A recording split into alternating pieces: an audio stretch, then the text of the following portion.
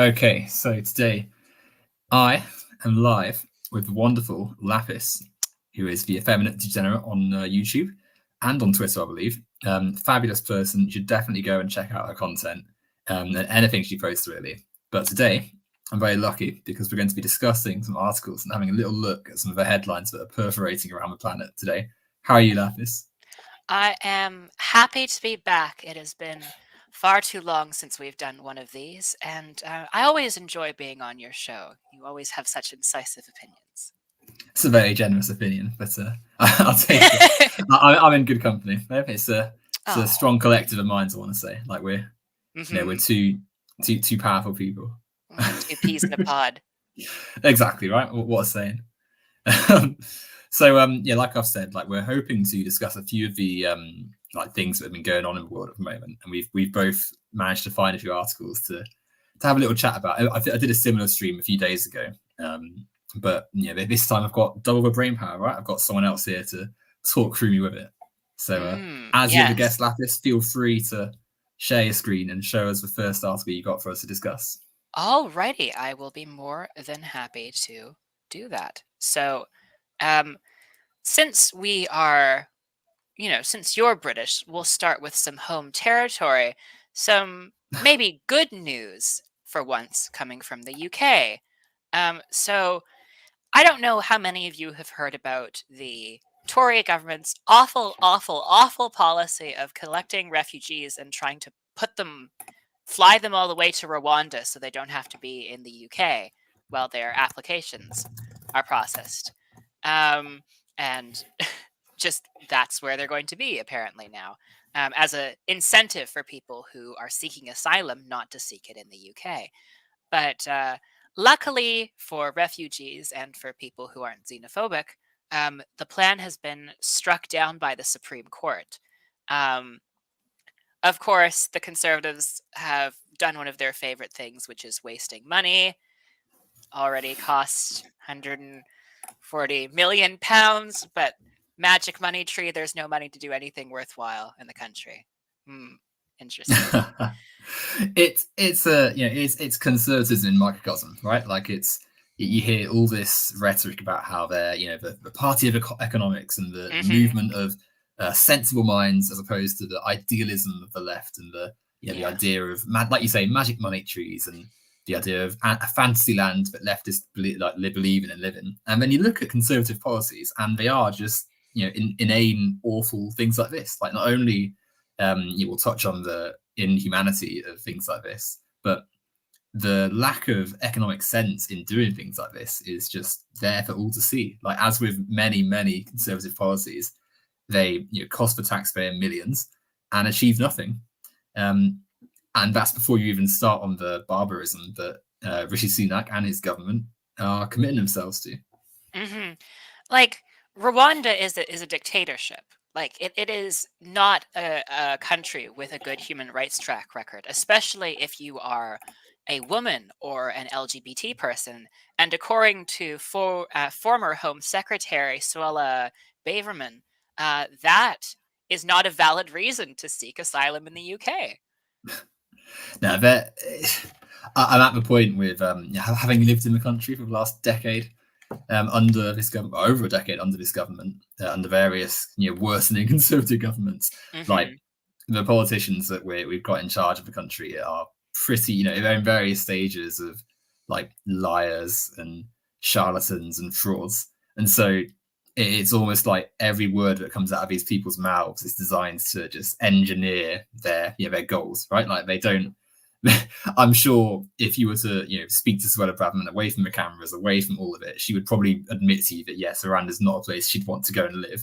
But for the purposes of the stage that politics has become, it's all about just winning, right? So it's got to be like every lie after lie. Rwanda's a fine place to live. The plan is working. The immigrants are all bad, so it's all justified, and we'll go ahead with it anyway. And the fact it's taken the Supreme Court to actually shut this down is staggering, right? Like it should never have even got to the stage where it's like an external body's having to come and tell the government, like, no, this isn't something you can just do. Well, the thing is that the Conservative government is intent on ignoring the Supreme Court. He wants to introduce emergency legislation on Rwanda. So it's like, no, we have to send them to Rwanda. It just, although one thing that they didn't do, which is, like, I'm shocked, honestly, even for the Tories, this I thought was really low. They were going to pull out of the European Convention on Human Rights because they weren't allowed to treat refugees this abominably. Well, it's in line of everything we've seen from the party for the last, since Brexit, basically, right? Like they the Conservatives are certainly in government now, and many of the sort of Brexit triumphers, right? And they were eager to get us out of the EU in large part because they wanted the freedom to tear up the country and sell off as much as they can and do what they wanted, basically. And this is right on cue. Like, obviously, we're still, reliant. We're still under the jurisdiction of the European Court of Human Rights. But like you said, the moves to try and sweep us away from it, and the moves to try and essentially act as a free agent upon the world, using the far right conservative rhetoric that we're seeing today. Like, yeah, it's so staggering, right? It's so prevalent. Yeah, I mean, I'm glad at least that Suella was sacked. Granted, I think she was sacked more for like annoying Rishi Sunak than because she was too 100%. far right. Because the thing is, she's been mouthing off these far right positions, and if she's to be believed, Sunak made her a bunch of promises in order to secure her support that he didn't keep any of.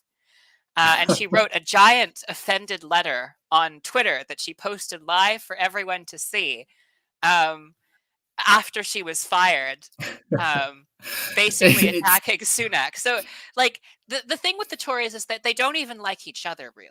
Like, you're 100% right. Like, it's awful. Like, they're all so awful. Like, not only as politicians, but just as people too. Like, can you imagine doing this to your supposedly like long-term committed, government partnership? But 100%, like Rishi Sunak, like he did not sack Bradman because he's got some like moral standing against the way she's been conducting herself. He sacked her because she had particularly bad PR, and she was, like you say, threatening to be a certain force against Sunak's own standing in government. There's a sort of theory that Bradman herself is like going against the government now, so that when the Tories, if they're current polling suggests they're going to lose the next election quite badly, Bradman then can be like, well, I was standing up for people back when Sunak was messing up things. I'm the new Tory to lead a party to success again. Like, it's all like a bit of a PR move, right? Like, to try and preserve her own standing and keep sort of cut a line between this failed administration and herself. Which shouldn't work because, like, you were the home secretary. You were the home secretary for a year. You're exactly right. Like, you're clearly one of the government, but sadly, as we've seen quite a few times now with several Tory leaders, like, it doesn't matter that you're part of a legacy of failure. Like, you can just keep on like recycling yourself in the Tory party till you're prime minister. Yeah, as the last five have shown. Speaking of a legacy of failure, guess who's back in government? David Cameron. It's terrible. It's so like just miserable. Like, that the person who arguably kicked off this whole mess by caving to the far right in his own way back before Brexit was the referendum even started. Like, by caving to them, he's set off this whole like domino trail that's just led the country to getting worse and worse. I was actually I think it's interesting that you brought up David Cameron, because I was actually speaking to someone about the fact he's coming back to government. And they were saying, like, it doesn't seem so bad. He's one of the better ones. And like, on the face of it, you can sort of you imagine like the people we've had in government recently: Rishi Sunak, Priti Patel, Suella Braverman, James Cleverly, all these just awful, Liz Truss, Michael Gove, like. And so David Cameron, on the face of it, seems like a return to when things were normal, right? Like a return to when things were more calm, supposedly. But it's again going back to that whole. Not only has the right managed to make conditions so bad that things that are still bad and right wing appear more normal just by like positioning, right? Like, by the context. The Overton window shifted so far right that David Cameron, a man responsible for devastating austerity and cuts and all sorts of terrible right wing policies in the country, now looks like a sensible middle ground sort of politician. He's like a calm face amongst all the chaos. But then also David Cameron, he's not like some nice neutral man. He's a man who made millions, since leaving office, has been Hmm. off in America, getting contracts, and he's representing companies, and this government have handed out contracts, in healthcare and in I can't remember it right now, but lots of contracts for David Cameron's the company he's representing. So he's actively making money still off government policy now, and he's back in government. Like the whole thing is such a corrupt charade. It Like, really is like looting the public purse for the profit of this. 100%. And the other thing with David Cameron is that, you know, I think sometimes we underestimate just how devastatingly bad, like, even the center right can be in terms of the impacts of their policies. Because you mentioned it earlier, austerity was absolutely devastating. How many people just died or lost their homes or became much worse off and malnourished because of the cuts that he made that didn't solve the debt crisis, that only led to more costs down the line because chronic underinvestment means that you create crises, and crises requires more investment than you may have had to have done otherwise had you actually just treated the problem. A Um, billion percent, a billion percent. Like the policies that the Cameron government enacted, with their change in direction from the government, from the way the country was heading, like has proven to be a complete disaster. Not only in terms of the cost of human life and the cost to quality of living, but also just the promise of supposedly balancing the books and lowering the deficit and getting the country back to economic stability has proven to be a complete farce. Right, like we're worse than we were under the previous Labour government that Cameron succeeded from. We're worse. our credit, our financial credit is ruined. We used to be one of the best countries for like credit. We're now like much lower down, equivalent to like smaller European nations.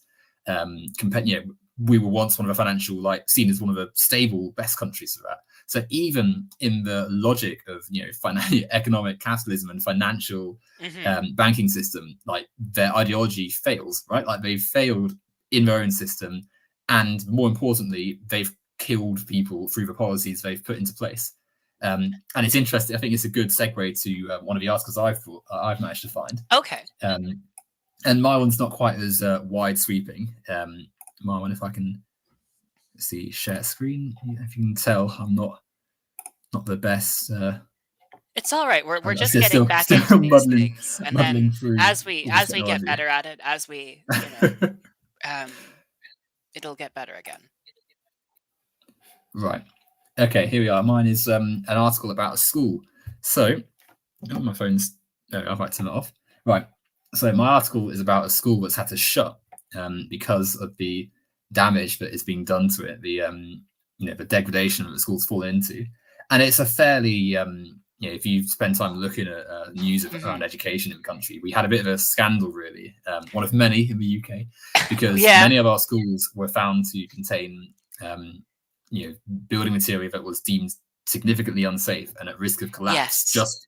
Just as the school term was, and the summer holiday was ending, kids are all going back to school, and then it turns out that half the schools in the country are unsafe and at risk of collapse, or in severe disrepair.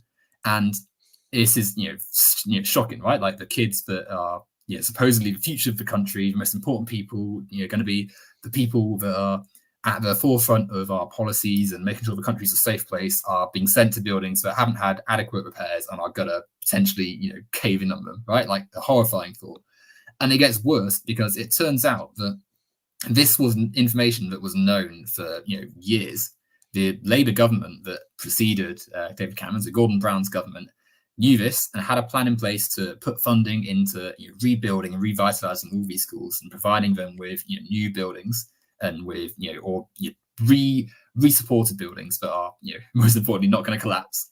And the Cameron government comes in and scraps this. Michael Gove, I believe, was the education minister. I might be misremembering that, but it was certainly someone who's managed to cling on to power. And they didn't follow through with it. They cut the money for it, had a new plan that didn't actually repair enough of the buildings or any that were in serious repair. And the consequence is stories like this, where you've got potentially catastrophic consequence if the large metal fascias were to fall during school hours. I'm Like, at least glad that no children were harmed, because it sounds like they could have been, because these schools are just like they're death traps. exactly, right? Like, and 2,000 pupils go to this school as well. So it's not like it's, you sometimes you get the impression that like the schools they're talking about are like, some village church that's like was built in the 12th century. So it's like, of course it needs repairing. These are buildings that are contemporary and in city centres and are really like, certain they're meant to be for lots of children. So the chance it's not going to be some freak accident. It's like it's right in the centre of like educational building. But the fact that obviously it's great that that no one's been hurt and stuff, but the school is shut now for weeks, right? And that means that children are missing out on their educational time, which is already like pretty hampered because the cuts that have happened to the educational sector like are Yeah. huge.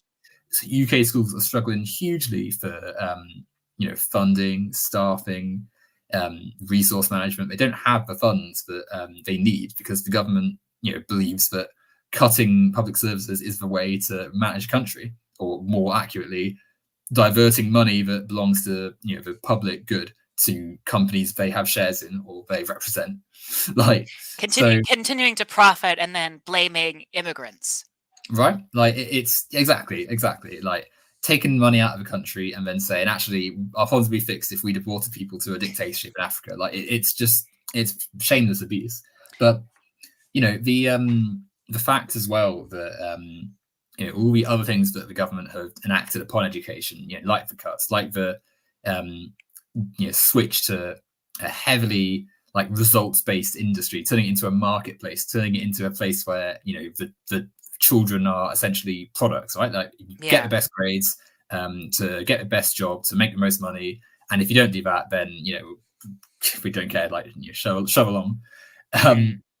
And so this comes into a more sinister aspect when you consider that Newcastle and large parts of the north, like Newcastle's a city in the north of England, there's far less financial aid and help compared to like other more southern cities.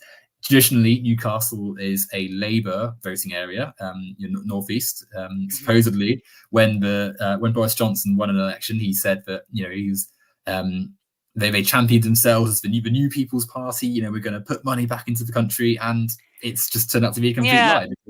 An area with a lot of deprivation has been left, not given funding, and now schools are literally falling apart. Like it's scary. It's terrible, but I think we can also look at it from another angle. So not only are these children missing out on their education, what are their oftentimes working class parents going to do about childcare? For a lot of people, school is what they do to take care of children while they're at work. Oh, 100%. Like it ties into that overarching sort of wider criticism of capitalism that I'm sure we both have done and will continue to purport, right? Like Absolutely. A child that is in school, largely because of the way the capitalist society is organized, has to be there because like you say, the parents are working, they're selling their labor to have enough money to be able to access resources they need to live, like food, water, shelter, electricity, like all of that, right?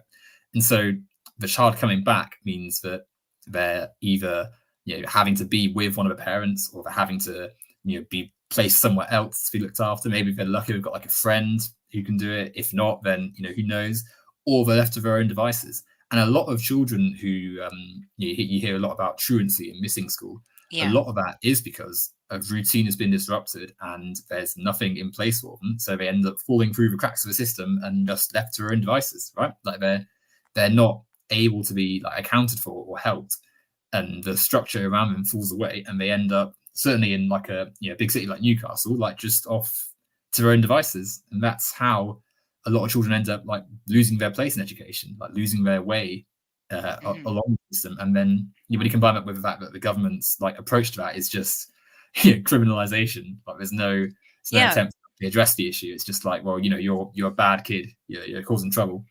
Like, how many of these children during these 3 weeks will learn like the habits of truancy. How many parents will have to really struggle to meet ends meet by having one of them stay home in order to watch the kids or pay someone else that they really can't afford to. Um, and all of these are obviously artificial problems. Like there is no reason why, if we lived in a more communal model, why there wouldn't be someone that's like, oh, okay, I can take care of the kids. You can go off and do work. But the thing is, because we live in the system that we do, we live under capitalism. What happens is that we are forced into situations of scarcity, of artificial scarcity, because it's not like there's not enough people to watch children and to take care of them. It's that the areas to do it are now unsafe. And now parents have to pay for a resource that they should never have to have paid for in the first place, because it is commodified one of the most important relationships of the family. 100%. Like it's grotesque, and it's actually the family as well as like a unit. Conservatives love to talk about how the family traditions and family values and sanctity of the household and all these terms that fall apart when you consider that this is the reality of their policy. They don't care about the upholding of the family unit, otherwise they wouldn't put in place policies that end up destroying it, end up ruining the well-being of the children, and end up placing inordinate amounts of stress and discomfort onto parents who are having to jump through hoops to keep the family unit going. Like it's a grotesque situation for people to be in. And speaking of which, I think I'll jump to one of my other articles I found, unless you've got one you wanted to add. But there is one that I think just really shows the arrogance and the abysmal government. So, when learning of this crisis, what did the Tories do? Did they take any time to introspect? Did they take any time to act? No. Instead, the UK education minister went on this like rant. Went on a TV interview with ITV, and she tried to be like, well, I've done more to solve this issue than other people, so they should be grateful. These were her comments. Yeah, it's just staggering, isn't it? Like it is so just awful. Like it almost feels like a sitcom, right? Like just characters that have been like invented to like make for good TV, but instead they're filling out our government. This is Gillian and Keegan, I believe. Yes, it is. Lovely education minister. Because we've had quite a few recently. Like we're on a bit of as with most positions in the government, there's no real consistency, barring the awful nature of the Conservatives. But seems to be like a consistent theme running through our government. Yeah. But no, they're all if you couldn't. It seems strange calling them career politicians because they don't seem to be doing very well at it. Like none of them seem to have like a good career at the end of it. But realistically, that's what they are. Come into government, spout them mouth about like right-wing talking points, leave government, richer than they started, and then you've got like a untapped pool of companies that see that you're a Tory MP and line your pockets with money for the rest of your life. Like it's our man in Westminster. Don't worry, we pay our debts. It's just atrocious, right? Like, it's so gross. And there's just something so arrogant about thinking that you deserve to be thanked after finding out that there are hundreds of unsafe buildings, hundreds of unsafe schools, that it was your job to take care of. But instead of being like, oh yeah, it's true that I haven't done the best, I should try to improve from here and do something about this issue. Instead, this amazing arrogance to be like, I deserve to be thanked for doing a good job instead. Yeah, and I think as well too, like you can imagine on some level, Keegan probably it's like somewhere she probably thinks, well, I am doing such a great job and I am trying to do my best. Like these people have an element of delusion to them as well, in that like they do genuinely, some of them think that by sticking to their course they're gonna get there. Like I think it's interesting that you do get some shameless liars, but there are some within the Conservative Party that genuinely do think like that if Labour had been in power, things would have blown up, and that if they hadn't acted the way they had acted, like things would all fall apart. And it really does like have to be considered, like the way that culture and their politics has affected them does have to be considered as like a big thing, like a big Hmm. like case study in the dangers of right wing politics, right? Like the way it affects people. And speaking of things affecting people, this article that I've got next is a pretty bleak one. Oh This dear. one is about the wider, nice little title, "A Living Hell: Britain's Rent Crisis." Ugh. This woman you can see here is Yeah. a resident of a place in Blackpool. You can imagine this. You can't see a mouse cursor, but No. above her head you can see the black mold, which Yeah. is a significant problem in many settlements in the UK. We are an island. We're an island nation. We're not a particularly we don't have a particularly massive landmass, and No. so as a result, the fact we've got lots of sea around us, and we also have the air currents from the Atlantic coming, blowing over the nation. Lots of cities like Blackpool have quite a moist atmosphere. There's lots of moisture in Hmm. the air. There's lots of dew, and in the winter months, that leads to houses that can get very, very damp. And when you combine this with the fact that most of our housing is privately owned, and Yeah. that people rent these properties, and combine that fact with the fact that lots of landlords, in fact, no, landlords in general do not have much in the way of regulation to stop them from building and maintaining awful properties, you get situations like this where people live in disgusting, rancid, horrid accommodation, places where no one should ever have to live, Hmm. but they've got no means of fighting it. So this person, Michelle Bromley, just one of many Yeah. people. This story is actually about the potential eviction, but we've got Hmm. dark patches of damp mold leading across the staircase, kitchen and bedrooms. I believe she is cooking in her we are. Family has to cook meals using camping stoves on the landing. Oh my God. Washing up plates in the bathroom sink. She says she's having breakdowns and she's really upset about it, as he would be. She's a mother of 4, I think. Hmm. Is she? No, she 3.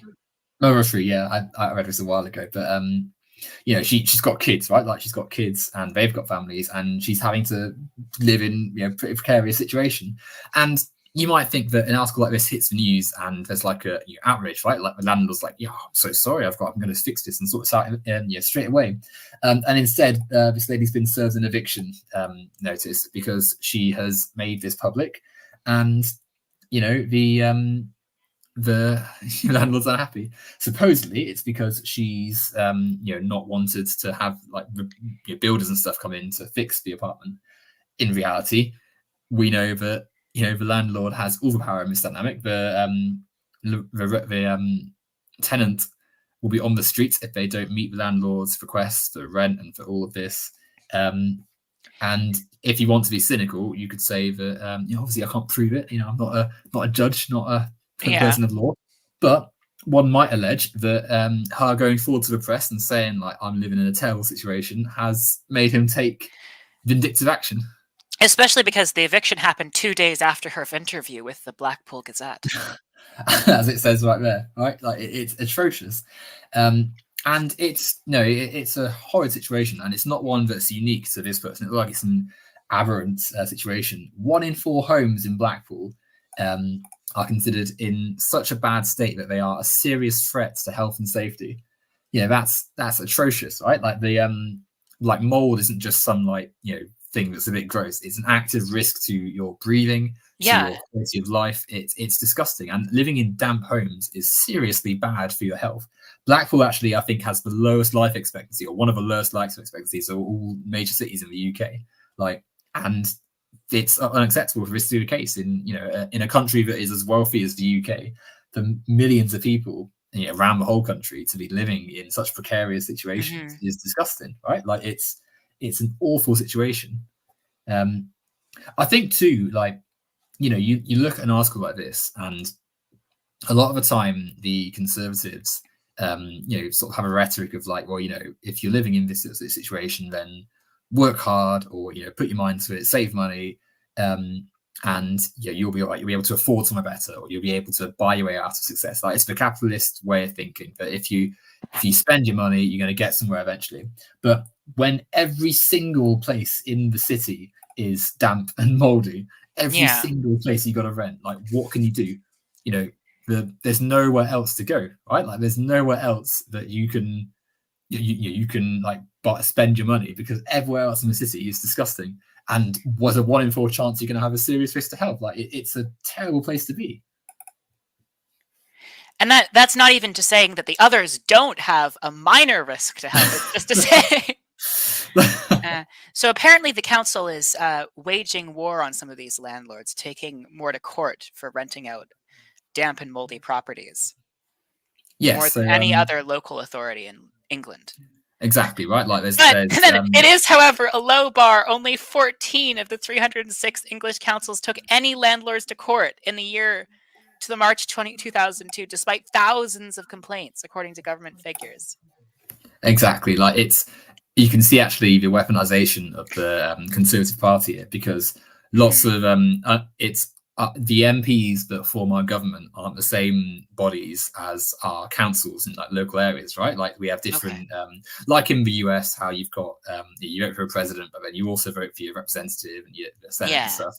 Like, we've got different bodies of authority, and unfortunately, even if you vote for like Labour Party, for instance, for your local council election, if the government is controlled by the Conservatives, then they can annul the decision of that council. They can defund the area. They can defund the money that is used to fund like investigators and taking dodgy landlords to court.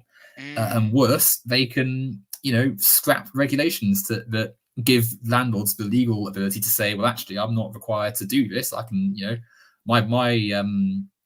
my flat has got a toilet, it's got a fire exit, I'll do what I want. Like, and then you get places like this where it's like disgusting living. And it's so bad that the life expectancy is 10 to 15 years younger than the national average. Exactly, right? Like, it's atrocious, and this whole section is just pretty sobering to read. Half children in Blackpool experience extreme poverty, which is it's the trend of the country. Really, we've got a cost of living crisis. We've got more and more people using food banks. We've got people who are going to be unable to heat their homes this winter because they've got no money left to afford actual heating, and that's not good. If temperatures get quite low in the winter in the UK, it's going to be quite bleak in winter. Especially the further north you go, Blackpool's fairly north. Like, it's going to be a very tricky time. A lot of people are going to die, unfortunately, because if you can't heat your home, and let's say you're a vulnerable person already, let's say you're suffering from asthma, or you're suffering from some sort of long-term illness like that, like a COVID, for instance. That's the big one that's just hit everyone on the planet. Like, there's going to be a lot of people who don't make it through the winter, and it's literally because the country is not run by people who think that adequate housing is a serious issue, or they think their money's more important. Like, it's disgusting. Yeah. Playful Yogi says the gang is back again, Heart. So we do have some viewers. But to address most of what you were saying here, I think that it's quite noticeable to me that many of these issues are occurring in the north of England. And I know that it is a more sort of impoverished area, but I can't help but thinking some of it is systemic neglect as well. Maybe because Conservatives don't feel like they have to appeal to people in the north. And also maybe because they feel that there is not very much profit to make for their corporate overlords by investing in northern infrastructure and caring for the lives of people who live in the north. That's two very good points. Yeah, like, I think for like the long-term trends of voting in the UK up until the 2019 election, generally speaking, most like constituencies in urban areas in the north voted Labour, and you can trace that back to industry, right? Like, most of the north, like northern settlements, are heavy, for industry and labour work, and manual labour. And you've got like the steel in Sheffield, for instance. You've got the docks in Liverpool. You've got more steelworks in like Newcastle and Sunderland and stuff. Blackpool is it's on the west coast of England. It's fairly close to like Liverpool and Manchester. It's certainly in that sort of region, so you can imagine a lot of sort of spillover from there ends up there. Like, And so, like you've said, like it's not as profitable now because most of that labor has been outsourced to other countries in the world, right? Like it's cheaper to hire workers in countries with fewer labor protections, fewer striking rights, fewer health and safety regulations to do your manual labor. And so that's what corporations do. And the result is the money that is invested into factories is now gone. The industries that support lots of local towns collapse. You end up with more poverty, more deprivation, and then situations as we've seen in many towns in the north where there's lots of quality of living crises and high rates of poverty and stuff.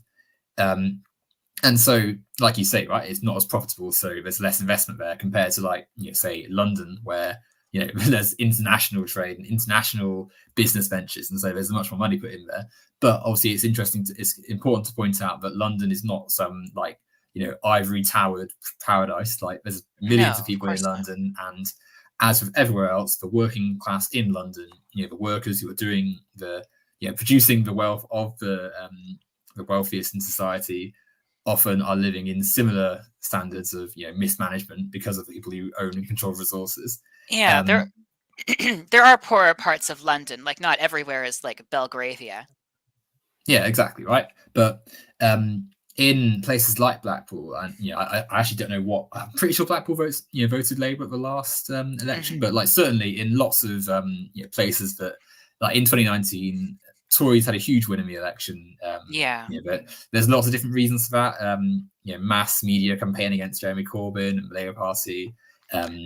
Brexit was still like a thing that was on a lot of people's minds. A lot of people, were swayed by the idea that Boris was going to, deliver the sort of fantasy of, the Britain being the golden age once we left the EU. Also, a lot of people just fed up with, like a lot of people just don't vote, right? Like a lot of people just didn't vote, which I think, and on top of that as well, we have a very undemocratic voting system. So even if you don't necessarily have, the Tories won, I think 40% of the vote, which is a lot, but it's not the majority by any means. Yeah. That's, more people didn't Labour vote. In 2019 outperformed Labour in 2015. Like it was exactly right. It was not as impressive as the result in 2017, but I think also there were like figures within the Labour Party that sabotaged it because they would rather lose than win with a left-wing campaign. You have the old Blairite groups. And I also think, you may disagree with me here, but credit where it's due. I think Boris Johnson was very clever to triangulate and make it seem like he was going to be economically left-wing to a lot of voters. I get the sense that he promised things like investing in the NHS that made him a little less of a bitter pill to swallow. Like when the media was trying to sell, okay, you've got this extremist, and then you've got Boris Johnson. He, I think from memory, like his big thing was getting Brexit done, and that was that was what a lot of people gravitated towards.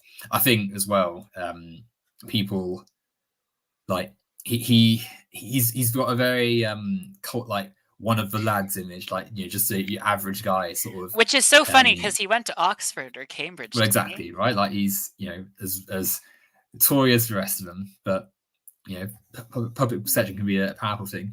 I still maintain though that more people, it's the lack of democracy in our voting system that makes it like more of a win for them, because like 40% of the vote, but a massive majority in Parliament, which then gives them complete control to write whatever laws they want. Hence the terrible state the country's in now, right? Like, and so going back to the point about northern towns, of course, the Tories have then won all these seats, which they don't really see as like representing those seats. They see it as they now have more voting power in the House of Commons. So once the election's done, see you later, the North, and subsequently we get no funding for schools, no funding for healthcare, massive crisis. COVID, like obviously hit everywhere hard, but the worst affected parts of the country were where there was more pressure placed on public services already, right? So if you're living in a city where the funding for the NHS is already quite bad,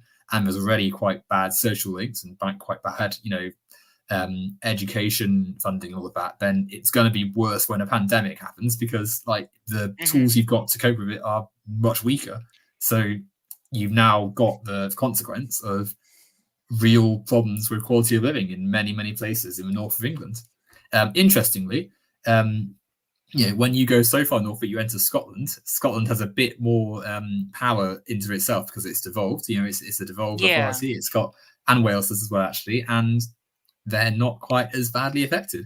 Obviously, they're still under the Tory government. They're still having to follow the laws that the Tories set and stuff. But things are better in countries that are not operated as directly by the Conservative government.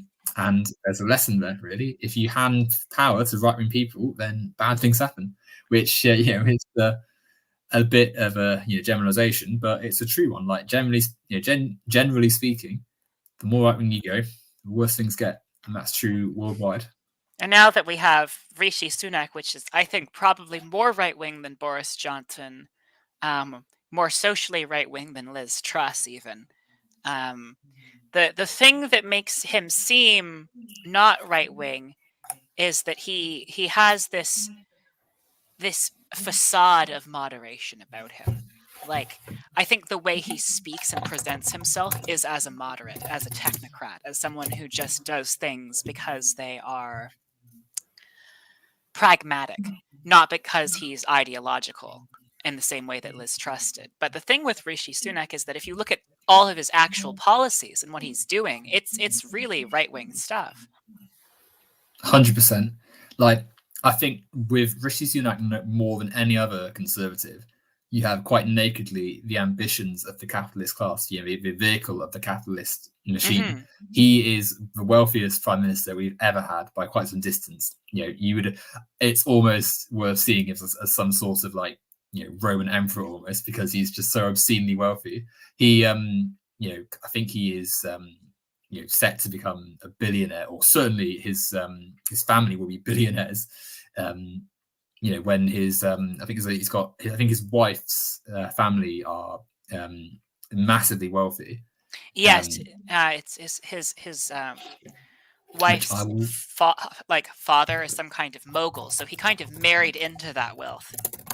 Yeah, and it's like there's no clearer link, to why he, for instance, is completely uninterested in proper taxation of the wealthiest, or improving corporate law, or actually regulating landlords, or companies, or investing money back into the public interest. Like, why would he do that? He has his wealth is generated through exploiting these loopholes and by maintaining the power and capital that they own. Like, why would he act against that, right? Like, ultimately, Rishi Sunak is someone who serves economic interest of himself, because he's massively wealthy through the exploitation of people beneath him, and in his case, it's a lot of people. Like, I think as well, Boris Johnson, like, he is still a very right-wing person, but because Rishi Sunak is not only very right-wing, but also clearly of a wealthier disposition than Boris ever was. Like, and that's not to say Boris is some pauper. He's still a very wealthy man as well. But Rishi Sunak, it's a matter of degree. Like, Sunak is comfortable sitting with Elon Musk, as he did a few weeks ago, which is a bit sobering.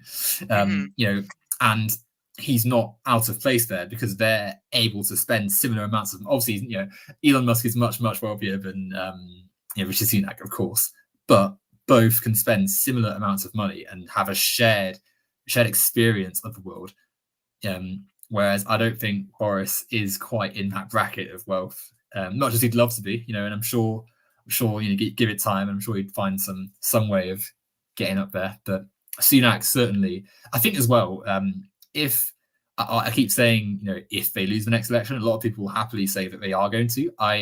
I will not say anything until the day comes. Until we're absolutely expunged from the from 10 Downing Street. I'm not going to say we're going to win anything. They have they've modified the map in their favor quite neatly. Well, exactly right. Like they've changed election boundaries. We've got a very rubbish voting system. They've put in voter ID laws, which have done the line of like we're going to make voting fairer. Like ultimately, it's nakedly an attempt to get people not to vote. Right, like it's putting a barrier between your vote changing anything. Even with all that in place, they're still like the polls currently have them losing like not only the majority but like it reversing round, right? Like all of their gains in the north are set to swing back to Labour. They're meant to lose lots of safe seats. The by-elections recently have been astoundingly bad for them. Like Yeah, they've didn't lost. they lose a seat they had since the 1930s? Yeah, they've lost seats that they've never previously not. Have been toyed the whole like existence, right? So the cards are showing they're going to lose. I don't want to say anything until the cards have been turned over and we see what actually happens, because ultimately, like if we all get our hopes up that they're going to be voted out, and then suddenly some like abhorrent set of events happens, and we've still got President Sunak, he wishes Prime Minister Sunak. If he's because like who knows what's going to happen in a year's time, right? We've got to wait a year till our election, and I honestly like to put my conspiracy hat on for a second. I could very well imagine like some loophole they find to be like, we're going to just pause the election for a bit. There's been some crisis. Like, and they just clinged onto it a little bit longer, right? Like, they'll make something in Northern Ireland if they need to. I think that'd be fertile ground. But the other thing that might be interesting is, will Rishi Sunak even be the one they put forward to the election? Because the knives are out for Rishi. Someone has already filed a no confidence in him. One of the Tory MPs. So and with Suella now unleashed. Suella Unleashed. Goodness me. Makes it sound like a monster movie or something. But... It's like some crummy like unreleased film that like the studio puts in a drawer and like takes it to the tip, and it's like just bin this Suella Unleashed. Yeah. It's like the sequel to the first film's like just Suella, and then like the sequel's like, come on, it's like, yes, we're back for another one. Like, it's you thought it was bad before, but now she's like, gonna like she's much worse. She's gonna turn immigrants to dust just by like blinking or something, like just awful. But you are right. Like there's a lot of people are clearly trying to like rally as like seeing this as like the point where they're going to get rid of Rishi Sunak and get someone else in. But I can't help but feel like that's been the way the Tories have operated for like basically since the referendum, right? Like Cameron stepped down, Theresa May comes in, a lot of people don't really want her.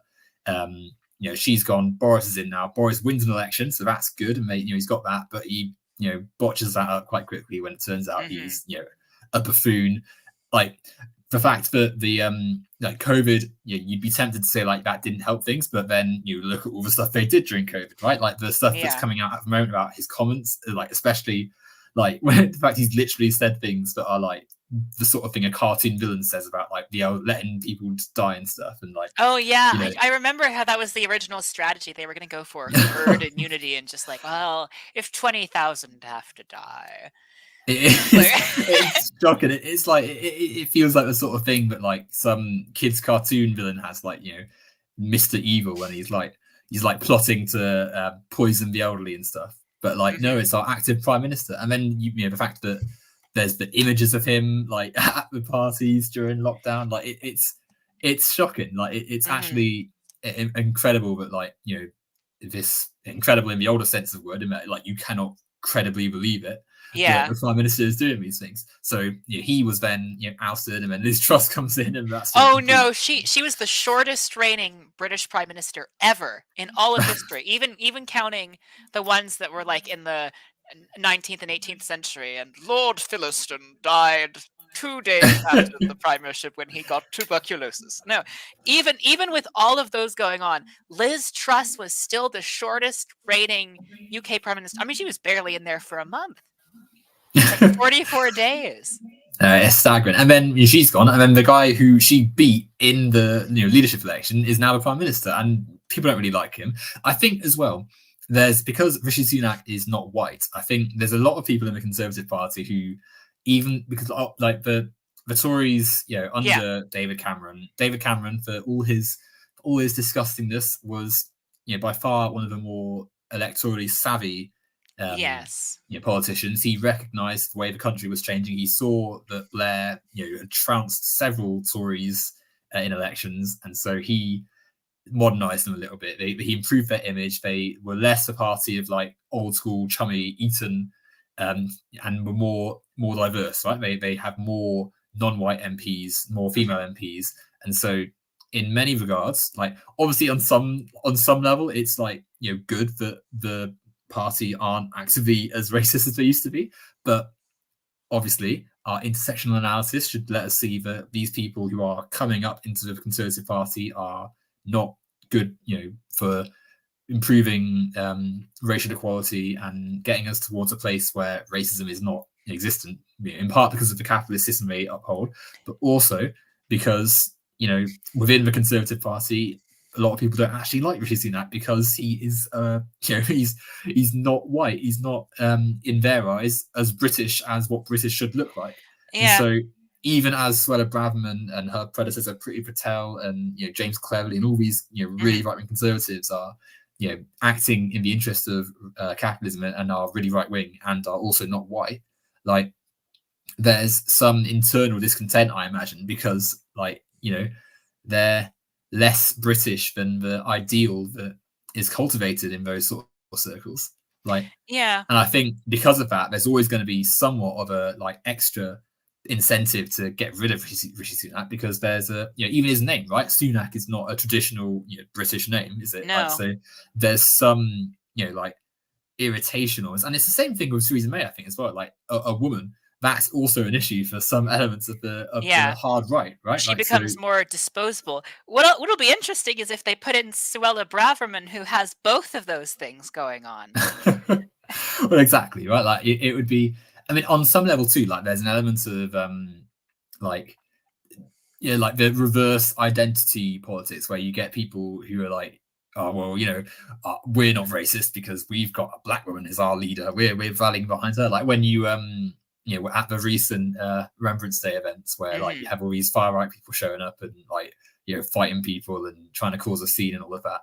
A lot of them are like, well, Suella Braverman's like one of us, and she's I'm not racist. Look, I support Suella Braverman. She's saying the right thing. Like it's very much like a convenient, like it's just someone's using an argument, right? Like it's not a reflection of their actual attitudes towards immigrants, for instance, because like look at how they view the current the current policies of government, right? Like so there's very much a it's a very convenient relationship. It's a very like fascism comes in many colors and many strides, and sometimes even though fascism is an outwardly hateful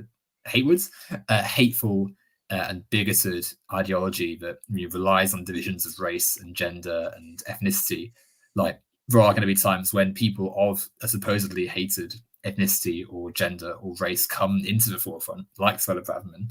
But as if things were to take a very bad turn and fascism were to grow and grow, and maybe the Tories win a few elections and things go even, they successfully deport these immigrants, they successfully destroy the human rights bills and all of the things they're trying to do.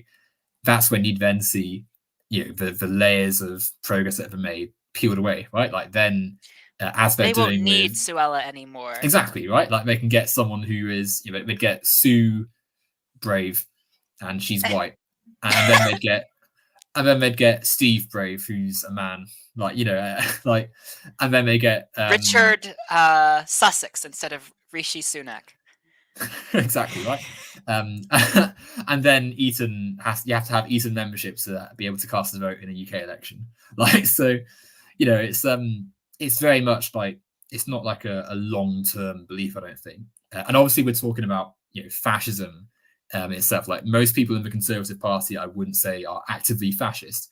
Like obviously, fascism exists in many different forms, and I think it's good to distinguish between like the active fascism of people like Braverman and even more severely like people on the far right, and then like the fascist ideas that are sort of wrapped up in conservative ideology. But like if you were to like just say to a person, do you think we should put people on decrepit old boats and ship them to a dictatorship, they'll say no. But if you wrap it in the language of conservative policy, and talk about securing the country and making sure illegals aren't, Yeah. threatening our safety, then they're swayed by it, right? So It's all about the framing.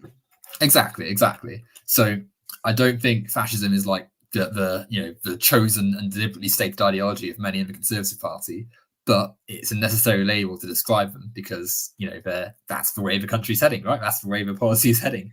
The consequences of their policy is dead immigrants, ultimately. The thing that I thought was kind of interesting about your point about Rishi Sunak and his disposability to the Tories is I've thought about this, and it sounds a little bad to say, but if I imagined like the stereotypical villain that conservatives have, like how they have like good capitalists and then they have the bad globalists. If I were to imagine a quote unquote globalist, I would think of Rishi Sunak because he's internationally wealthy. His wife is a billionaire from another country, and she's a tax dodger as well. So this is someone who just has nothing in common with people in the North, that the conservatives won over in 2019. Like how can I put this? Like that because of that, because of his first of all, he's like so out of touch because of all of his wealth. But like, if you are a nativist nationalist person, how are you going to be able to connect to Rishi Sunak? Like, well, exactly, right. Like, I think that's a really good point, actually, too. Like, it shows that fascism, because like capitalism and fascism have an interesting relationship. Obviously, we can recognize that fascism is a right-wing ideology, and it is ultra capitalism expressed, right? Like, it's the suspension of more and more liberties and freedoms to suppress the workers and maintain the structure of power that those on top have. But it is willing to cut into some capitalist structure to get its goals. It's the action against capital that they do not like in some ways. And like you say, Sunak can be portrayed through that lens. Like you say, he visually does not fit the mantra of like the ideal Briton because he is not white. He has, like you say, international links. He dodges tax. He's a bad capitalist. And yes, he can, like, if you're the up and coming fascist in the Tory party, you can say Sunak is, he's everything wrong with our party. He's wrong with our country. Look at these things. You can subtly imply things about his race and his, international links and stuff. And less subtly, the more you succeed with your fascism. But you can also, like, through Sunak, like as you've hinted at as well, like he has done lots of really right-wing things. So he's still acting in the interests of fascism. He's still like a part of the overall movement. But like you say, a more disposable one that they are going to be more happy, getting rid of if their goals has been realised more and more than some of the other ones. So he does have that interesting position. I do think he as well, like, quite clearly just he and his, like, more so than previous administrations, are openly trying to like get as wealthy as they can. Like, and I think even though we're reluctant to say it, I do think they are probably planning to, they're preparing to lose quite heavily, and so they're just getting as wealthy as they can before they vanish off and let the next like Tory administration, Tory leadership and stuff, take the party and stuff. It doesn't feel like they're governing to win. It feels like they're governing to loot.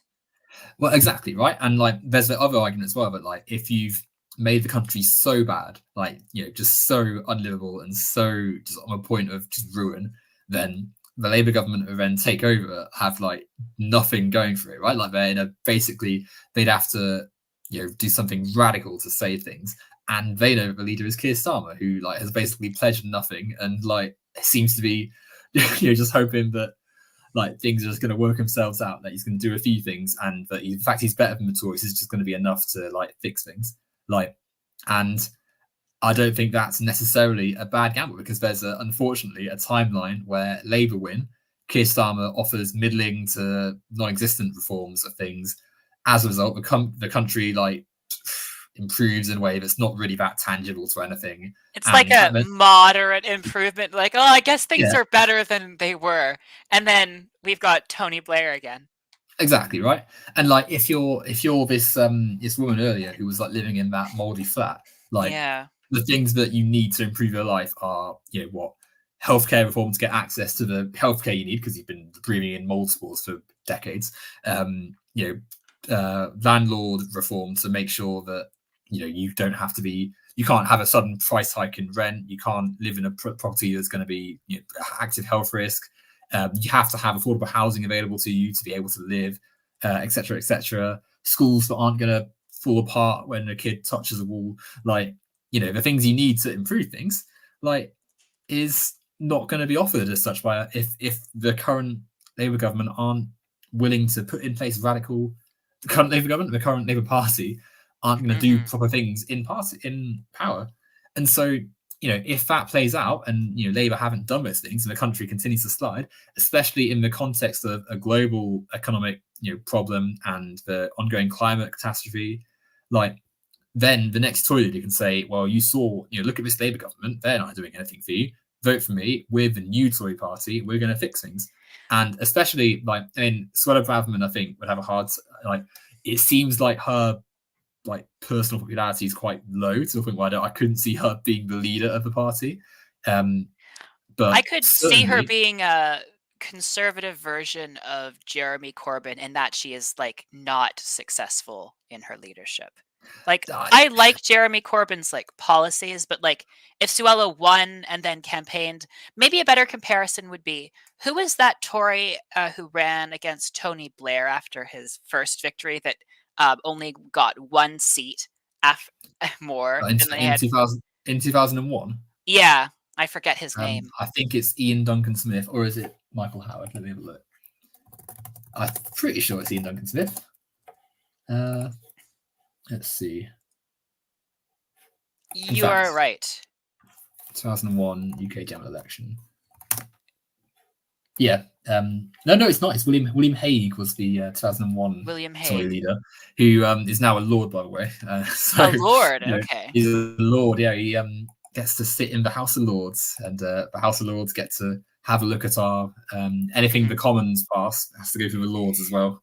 But yeah, I think if Suella were to run against Keir Starmer, she would lose. I feel like the Tories right now, that seems to be the sentiment. Seems to be just get them out, no matter what, just get rid of the Tories.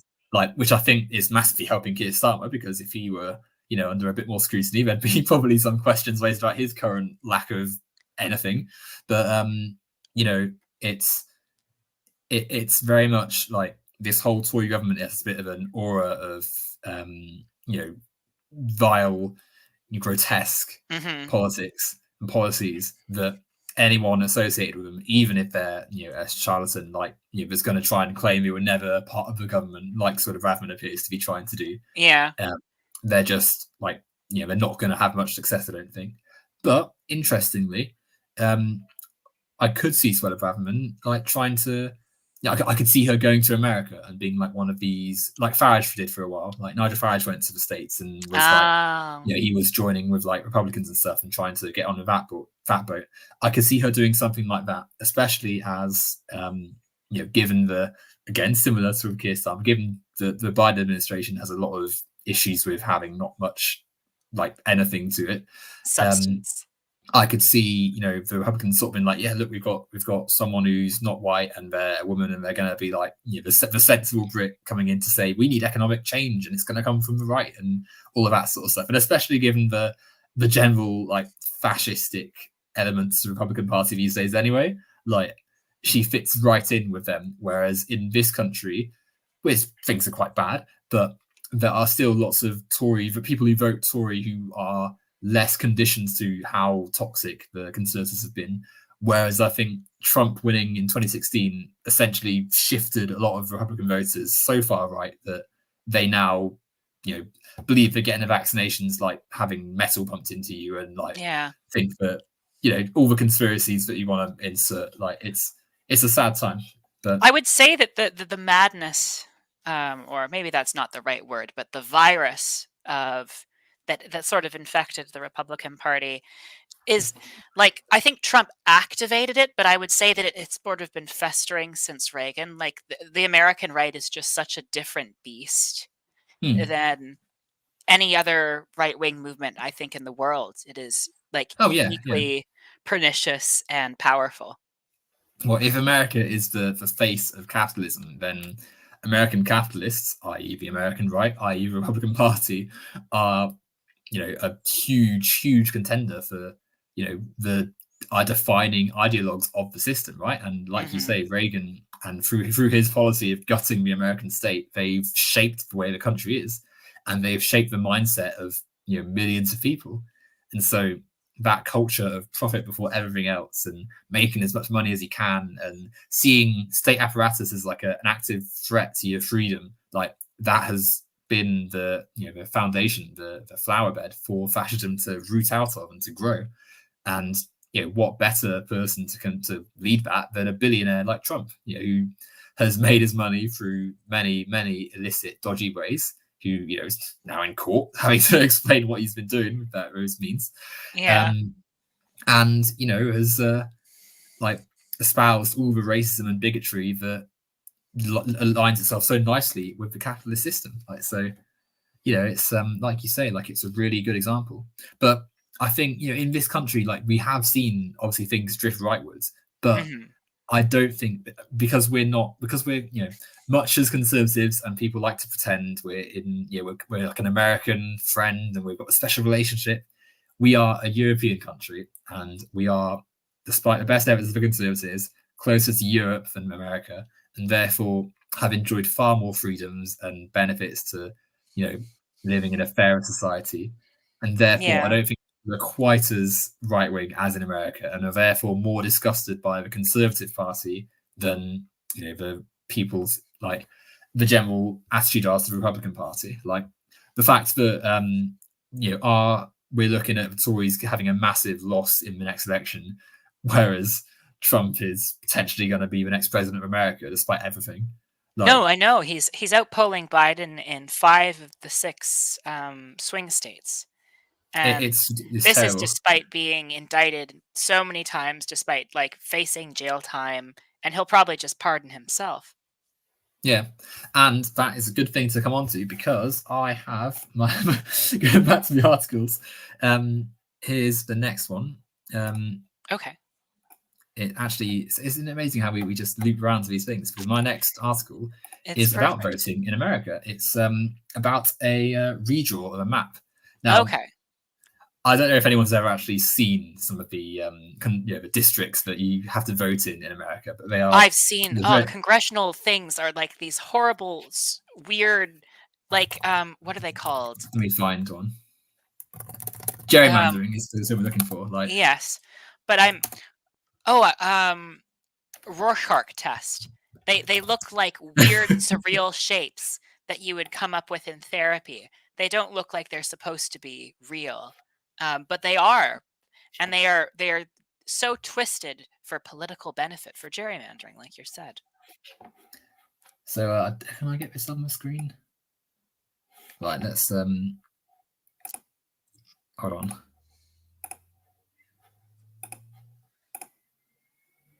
So here we are. Here are some of the here's sort of places you have to vote in in America, and it's like perhaps if this was like an archipelago of like some islands in the Pacific, it would be like an acceptable place to vote in.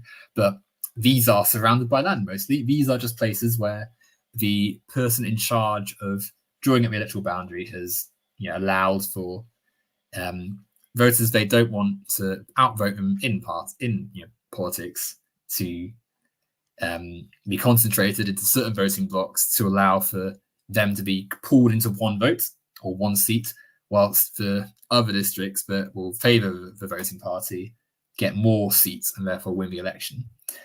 Louisiana is one such state, a Republican state, and not only do we have unfair voting boundaries, as we should have somewhere here. Where does it say? So here we are. Yeah. So black people tend to vote Democrat. Yeah. Unsurprisingly, one party is neither party is great. One party is actively racist and fascist and horrible. So and has been for some time. So of course these days black people tend to vote in for the less right wing party. Mhm. Louisiana in the deep South in America, obviously slavery happened in the US, and because of slavery, you've got lots of southern states with a lot of black people living there, and they're Uh, mostly controlled by Republicans. And so, because Republicans control the voting lines and voting, regulations and stuff, they can draw up maps like we saw a moment ago. I've not shared that. Why is that? What a great host I am, eh? Here we are. So yeah, they despite the population largely being more diverse in terms of voting in the South, Republicans have so much control because they draw up incredibly unfair electoral boundaries, and so as a result, they've now been told they must draw a new map for the election. But it's a Republicans-controlled state, so and given all the stuff that's happening at the moment with states enacting policies of violence onto their denizens, as we're seeing with the current LGBTQ legislations that are targeting LGBTQ people.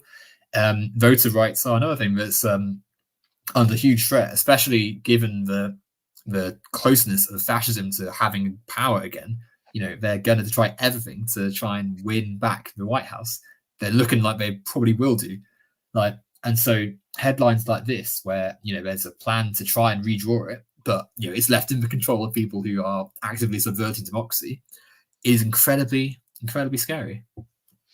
Another thing is that Louisiana is one of those states where it has the highest rate of incarceration in America, and it also has a disenfranchisement for people who are incarcerated. So together, these things make it so that if you arrest people, you can deprive them of the vote, put them in a private prison, and continue modern day slavery. Indeed, and you get more money actually if you've got lots of prisoners too, because you can obviously receive money for being a prison. You can use it into a form of profit if you're, like you say, a for-profit prison. You can invite companies in to come and work with your prison to employ prisoners, but not in a sense of actually helping those prisoners. It would be like Walmart or McDonald's coming in, paying prisoners like nothing, and then making millions off the back of forced labor, quite literally. Mm-hmm. As some random geek in the chat has pointed out, quite rightfully, the 13th Amendment abolished slavery except for in punishment for a crime. Yeah, And obviously, what country has the highest percentage of incarcerated people on the planet? America. Like, And America and Louisiana is high even for America. They have an incarceration rate of 1,094 per 100,000 people.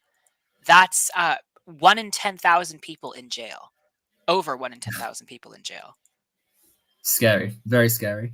And when you consider the history of racism in the US as well, right? Like the fact that these states, fought a war for slavery, which they Mm-hmm. lost, but then rather than what should have happened then was like a complete clear out, right? Like they the South, the Confederacy loses the Civil War, and they got to like wipe the floor with them, and instead they're able to consolidate their power through Jim Crow, through anti miscegenation laws, and all these policies designed to maintain the power and the capital of white supremacists.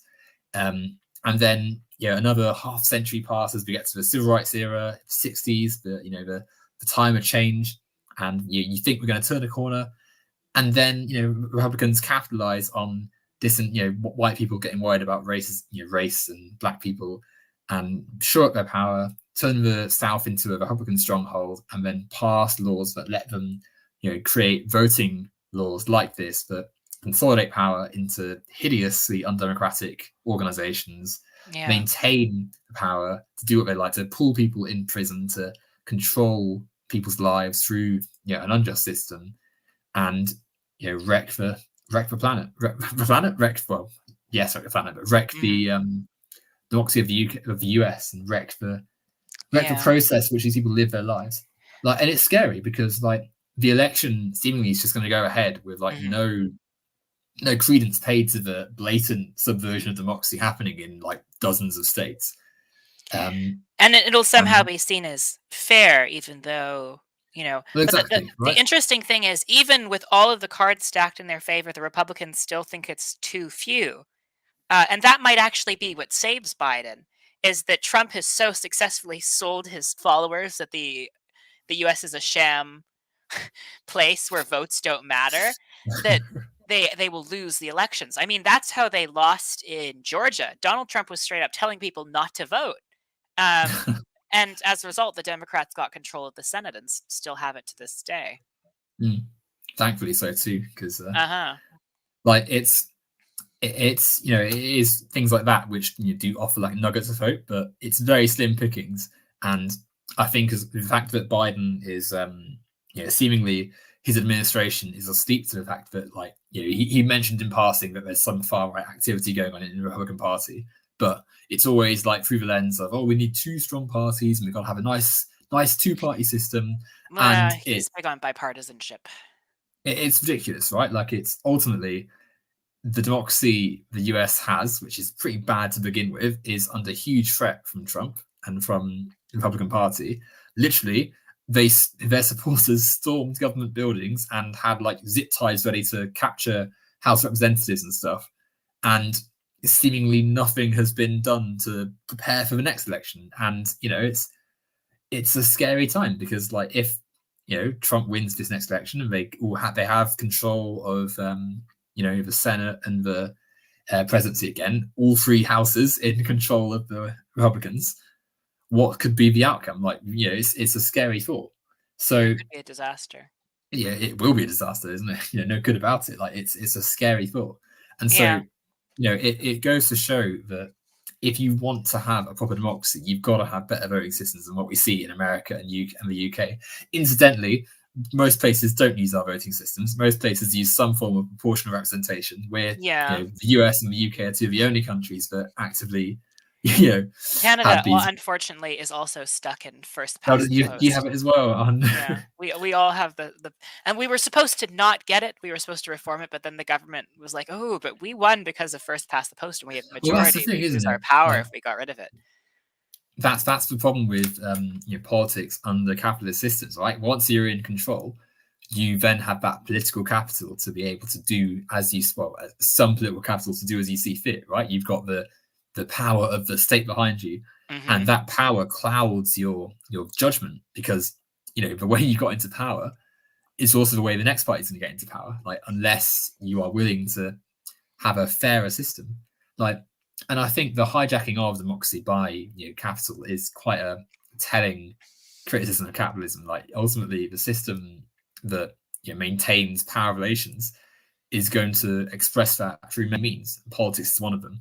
If you have a democratic voting system, you're more likely for people to vote for things that will reduce your wealth, right? Like if you're like some billionaire and people want proper tax in place, like to see wealth put back into the country, then you're going to be poorer after that law is put in place. You're still going to be very wealthy because, unfortunately, tax laws don't go far enough at all.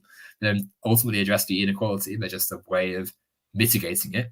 But a higher tax threshold for the wealthy is going to, make you less wealthy than before. So it's in your interest to stop that from happening. So you not only have political, you make sure that the only political parties you can win will ultimately toe the line to the wealthiest in society, and you make sure that the voting system allows power to concentrate between two parties that stop any third party option or radical element from ever winning an election held under the system. And this isn't to say that parties are all the same, because there's no comparison between Democrats and Republicans. Like Democrats are bad, Republicans are fascists.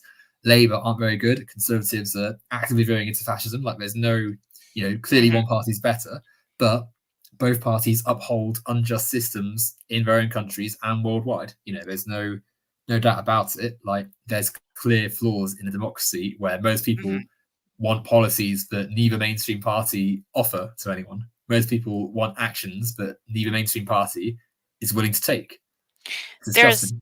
Yeah, unfortunately, there's only so much that you can do at the ballot box, and more revolutionary change requires more revolutionary action. But Yeah.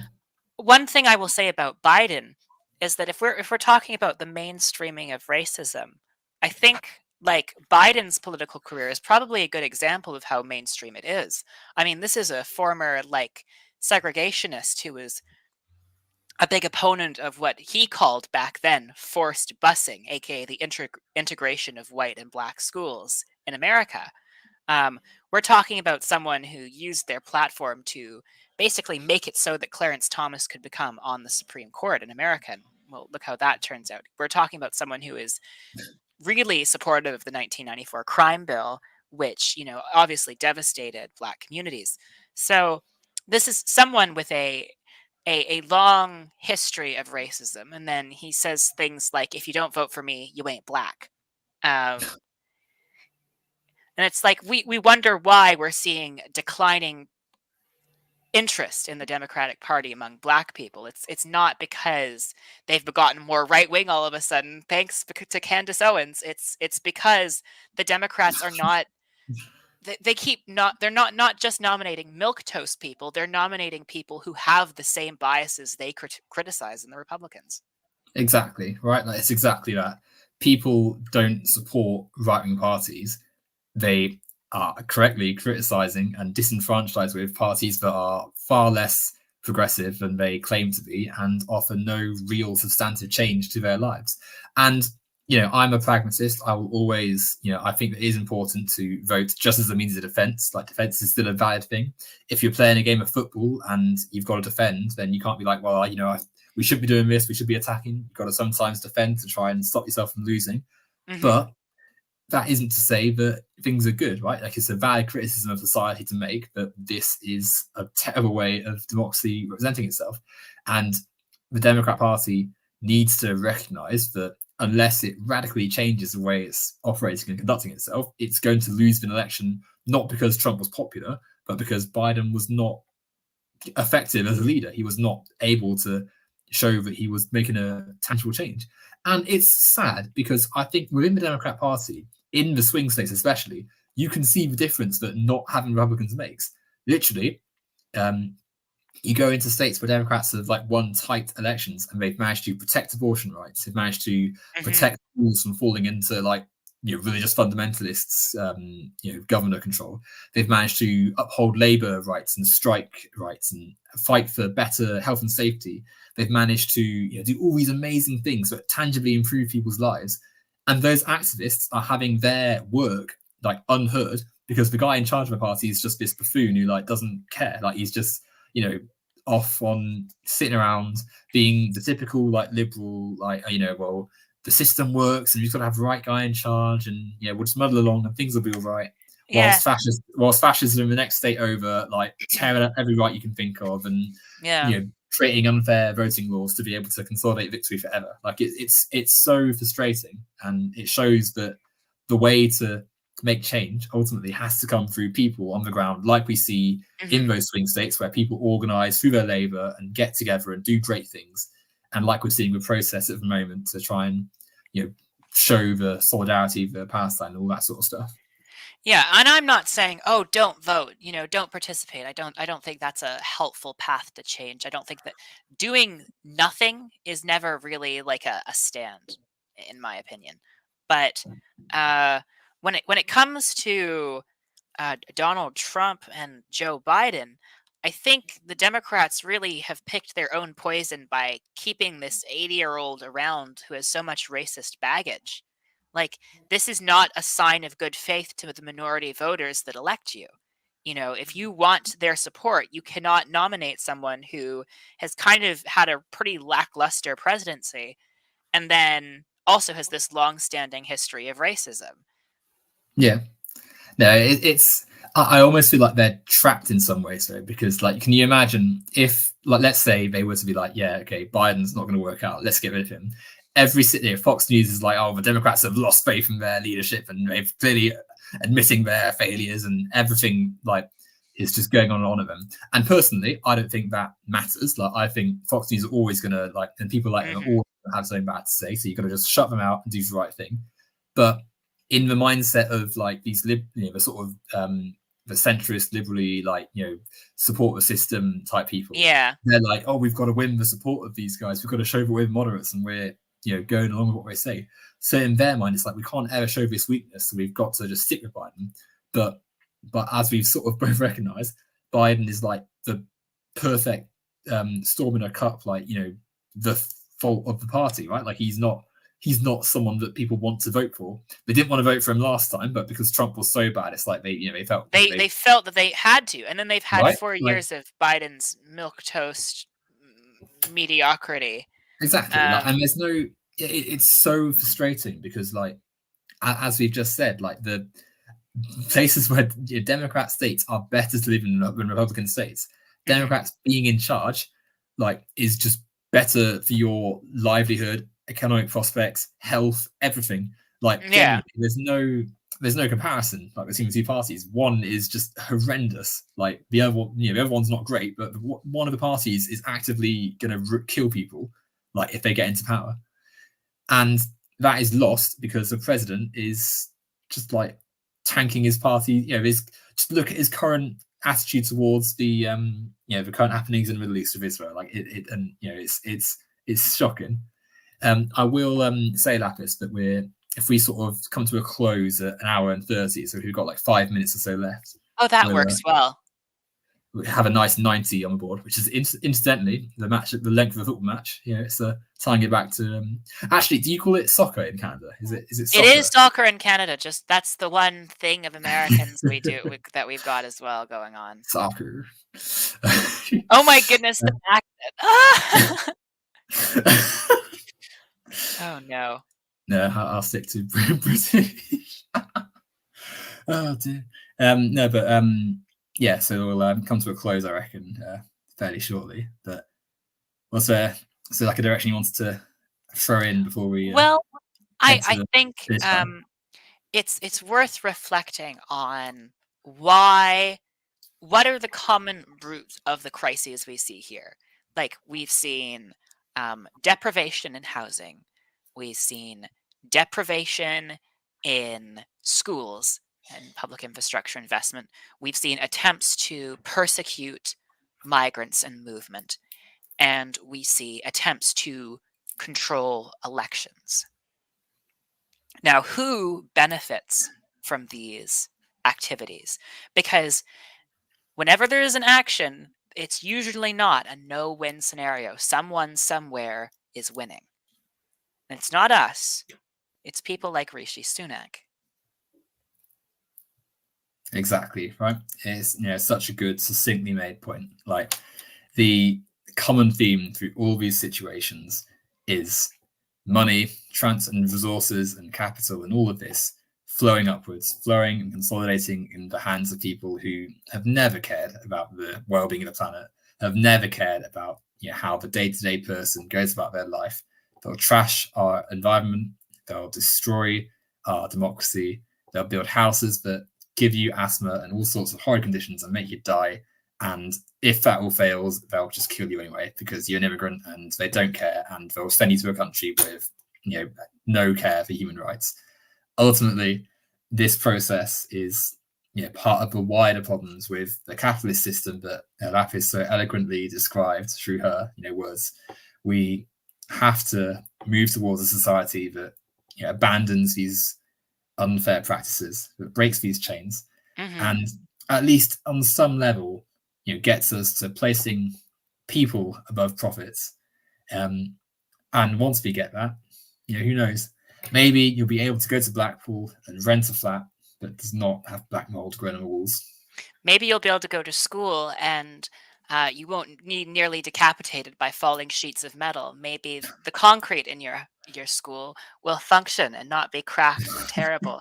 Maybe you will be able to vote and your vote will count the same as someone else in the same other part of the country, and there will be no advantage or disadvantage just based on where you have the misfortune of living. And maybe when the European Human Rights Commission says no, people will listen. See, why aren't you in charge of Canada, Lapis? You could save us all. Canadian PM. Well, tempting. Unfortunately, yeah, probably not very likely, but who knows? In 10 to 20 years, we'll read the cards and see where I end up. Exactly. Anyway, thank you so much for joining me. It's been a fantastic time talking to you. Hopefully, It's been interesting. I'm of the opinion now that if you, even if just one person watches this, like I'm going to be happy. Ultimately, like one seed can start a forest. That's what I think. True. Very beautifully said. And I'm also so grateful to be here again. I have missed talking to you. I've missed your voice. I've missed the incisive things you have to say. It's nice. It feels familiar. Exactly, right? Got to have solidarity in trying times. Anyhow, I hope to do a few more streams like this. Hopefully we're going to have a nice flow of things like this happening. I can't promise anything regular. Things on my channel aren't exactly organized or anything like that, but fingers crossed we'll move forward with more things like this. Anyhow, make sure you're following Lapis on all her platforms. I should have put Twitter and YouTube in the description. Failing that, hopefully Lapis will leave like a comment or something on the video when it goes up. And enjoy the rest of your evening, all of you. And hopefully we'll see you all soon. See you all soon, everyone. Bye-bye. Ta-ta for now.